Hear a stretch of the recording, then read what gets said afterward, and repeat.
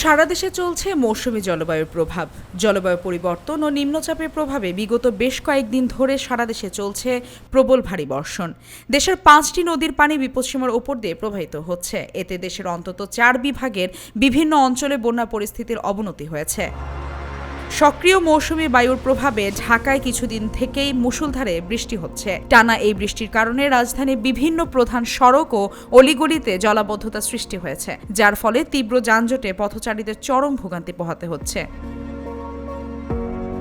এদিকে টানা বৃষ্টির কারণে চট্টগ্রাম, বান্দরবান ও কক্সবাজারের বিভিন্ন জেলায় পানিবন্দী হয়ে পড়েছেন লাখো মানুষ। গত 3 দিনে বেশ কয়েকটি পাহাড় ধসের ঘটনায় অন্তত 30 জনের মৃত্যুর খবর পাওয়া গেছে। এছাড়া ভারী বৃষ্টিতে জলাবদ্ধতা এবং নদীর পানি প্লাবিত হয়ে অনেক এলাকার সাথে যোগাযোগ বিচ্ছিন্ন হয়েছে বলেও জানা গেছে। এছাড়া দেশের 5টি নদীর পানি এখনও বিপদসীমার ওপর দিয়ে প্রবাহিত হচ্ছে। তবে বৃহস্পতিবারের তুলনায় পরিস্থিতির সামান্য উন্নতি হয়েছে।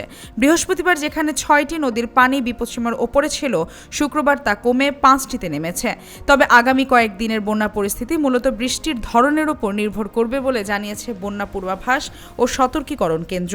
এছাড়া রাজশাহী, খুলনা ও বরিশাল বিভাগের বেশিরভাগ জায়গায় হালকা থেকে মাঝারি ধরনের ভারী বৃষ্টি হতে পারে বলেও জানানো হয়েছে। আবহাওয়া অধিদপ্তর জানিয়েছে, দেশের প্রায় সর্বত্রই বৃষ্টি অব্যাহত থাকবে। কোথাও কোথাও অতি ভারী বৃষ্টিও হতে পারে। তবে খুলনা, বরিশাল, চট্টগ্রাম ও সিলেটে বৃষ্টির পরিমাণ বেশি হতে পারে। ভারী বৃষ্টি না হলেও সোমবার পর্যন্ত বৃষ্টির ধারা অব্যাহত থাকতে পারে বলে জানান কর্মকর্তারা। মালিহা চৌধুরী, আয়না টেলিভিশন, ঢাকা।